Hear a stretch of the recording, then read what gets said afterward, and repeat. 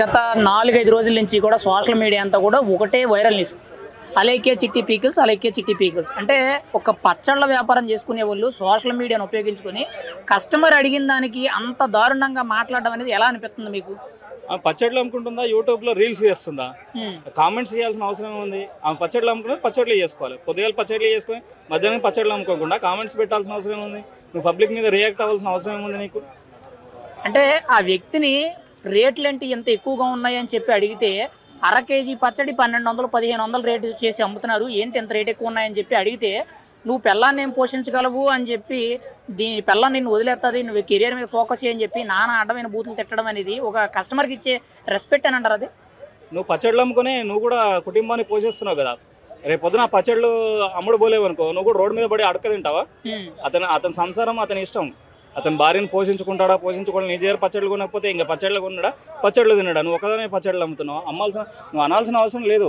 ఒక పురుషుని పట్టుకొని, ఎందుకంటే పురుషునికి రక్షణ లేదు కాబట్టి నువ్వు ఏదైనా అంటున్నావు. అదే ఇప్పుడు మిమ్మల్ని అన్నావు అనుకో, నన్ను స్త్రీని ఇట్లా అన్నాడు, స్త్రీని అవమానించాడు, కొద్ద బ్యాక్గ్రౌండ్ వేసుకొని వచ్చేస్తారు. ముందు మనం కూడా కరెక్ట్గా ఉండాలి కదా. బిజినెస్ చేసే వాళ్ళం పబ్లిక్కి, కస్టమర్కి రెస్పెక్ట్ ఇవ్వాలి, కస్టమర్ కన్విన్స్ చేయాలి. నువ్వు 1200, 1400 కాదు, 2000 హాఫ్ కేజీ అమ్ము. నువ్వు క్వాలిటీ మెయింటైన్ చేసేదాన్ని బట్టి, నీ టేస్ట్ని బట్టి, నీ ఉన్న మెయింటెనెన్స్ని బట్టి, నీ షాపు ఉండే విధానాన్ని బట్టి ఇస్తారు. ఎందుకు లేరు? 5 స్టార్ హోటల్స్ అన్నీ ఇప్పుడు అన్నీ ఒక రేటు ఉన్నాయా?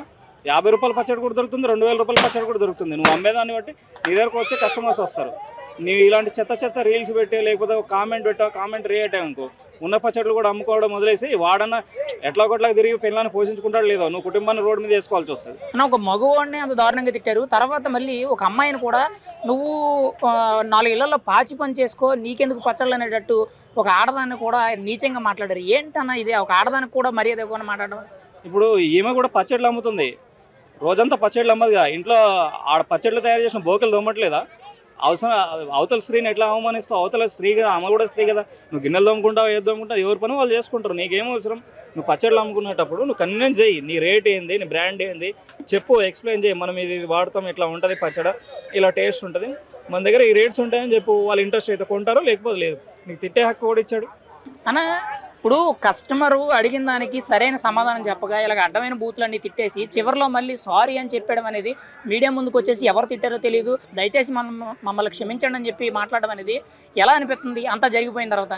ఎవరైతే కస్టమర్ తిట్టించుకున్నారో పోయి 2 బీకేసేసి 2 చెడాబెడ 2 బీకాలి, తర్వాత సారీ అంటే అయిపోతుంది. ఇప్పుడు ఈమె మాట్లాడేది కూడా అంతే కదా. తిట్టేకాడికి తిట్టేసేసి తర్వాత సారీ అంటే అయిపోయిందా?